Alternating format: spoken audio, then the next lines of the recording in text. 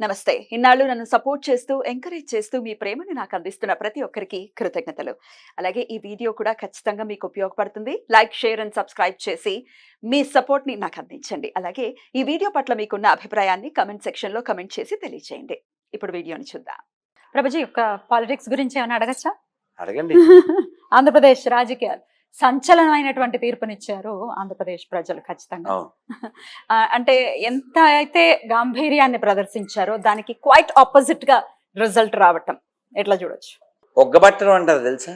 ఎప్పుడైనా ఒక ప్రమాదకరమైన స్థితిలో ఉన్నప్పుడు శ్వాస కూడా వినపడితే ఆ తీవ్రవాదులు ఎవరన్నా కాల్చేస్తారేమో అని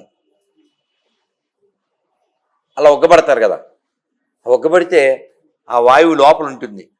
ఎప్పుడైతే వాళ్ళు బయటకు వస్తారా అంటారు కదా, అది స్థితి ఆంధ్రప్రదేశ్. అంతే అంతే. అయితే 100% స్ట్రైక్ రేట్ ఇచ్చినటువంటి పవర్ స్టార్ పవన్ కళ్యాణ్ గారు నిజంగానే ఇది దేశంలోనే మొట్టమొదటిసారి ఒక పొలిటీషియన్ కి ఇట్లాంటి ఒక ఫీట్ ని చేయటం అనేది.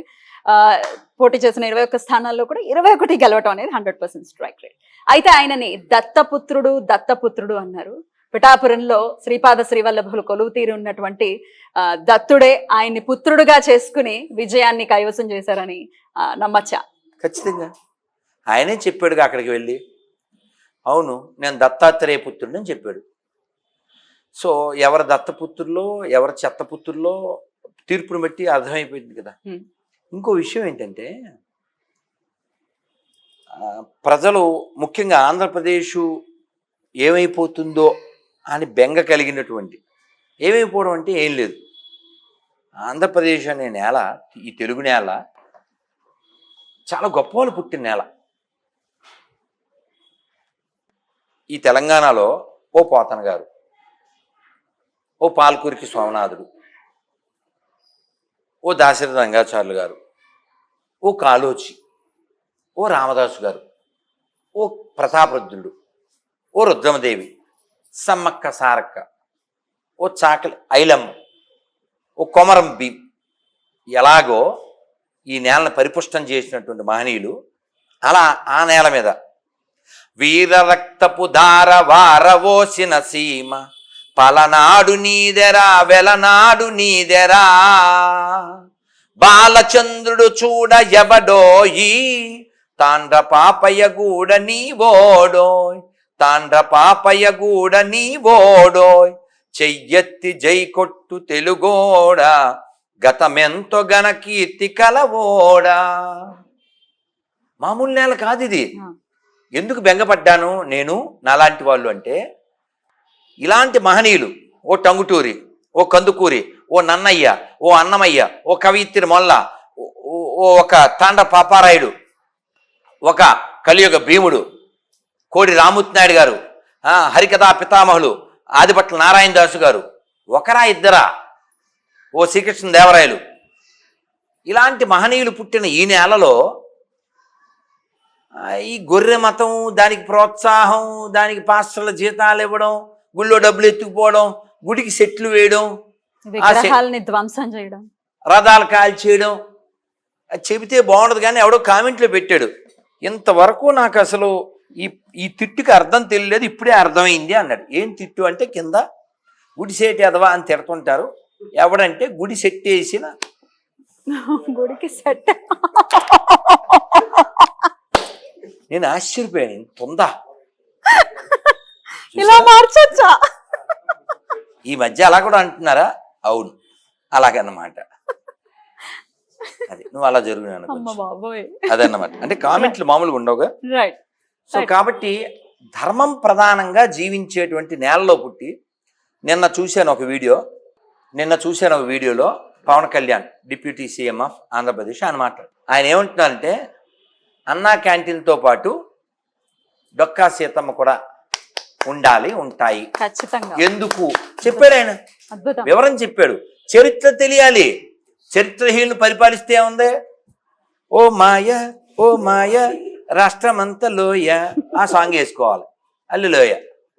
సరే, విషయంలోకి వస్తే ఈ డొక్కా సీతమ్మ గారు ఎందరో డొక్కల్లో ఆకలి అగ్ని తీర్చింది. పవన్ కళ్యాణ్ చెప్పారు, ఈ గ్యాస్ పొయ్యిలు ఏమీ లేవు, కట్టెలు తెచ్చి అన్నార్తుల ఆకలి తీర్చింది. ఆవిడ గుర్తు చేసుకోకపోతే మన జాతి క్షమించదు. కాబట్టి ఎవడైతే పదవిలో ఉన్నారో వాళ్ళు చరిత్ర తెలిసిన వాళ్ళై ఉండాలి, చరిత్రను గౌరవించే వాళ్ళై ఉండాలి. కేవలం సబ్సిడీలు ఇచ్చేస్తాం, రాత్రి పగలం కుండీల్లో డబ్బులు ఎత్తుకుపోతాం అనే దరిద్రులు పరిపాలకులు కాకూడదు. కావాలంటే చెక్ చేయండి, గుళ్ళో డబ్బులు ఎవరెవరు ఎంత ఎత్తుపోయారు. కాబట్టి గుళ్ళో డబ్బులు కావాలి, గుళ్ళో దేవుడొద్దు, గుళ్ళో దైవం అక్కర్లే. కాబట్టి ప్రజలు తీర్పిచ్చారు, మార్పు వచ్చింది, అంతవరకు హ్యాపీ. కానీ పరిపాలన ఎలా ఉంటుంది అనుకో, ఇది లడ్డం, మనం అప్పుడే మాట్లాడతాం. కానీ అంటే వాట్ ఆర్ వి ఎక్స్పెక్ట్, మీరేం ఎక్స్పెక్ట్ చేస్తారు? ధర్మం అంతే. ధర్మం.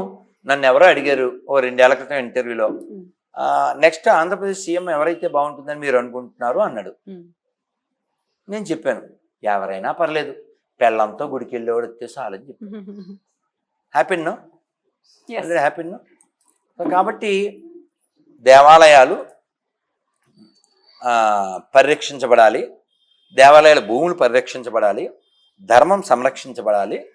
కేవలం సంకనాకడం అనే సింగిల్ ఎజెండాతో ప్రభుత్వాలు పనిచేయకూడదు. ఇప్పుడు ముద్దరామయ్య ఉన్నాడు కర్ణాటక, వాడు గుళ్ళో డబ్బులు 10 ఏళ్లలో ఇచ్చింది ఆడికి వెనక్కి ఇచ్చేయాలంట.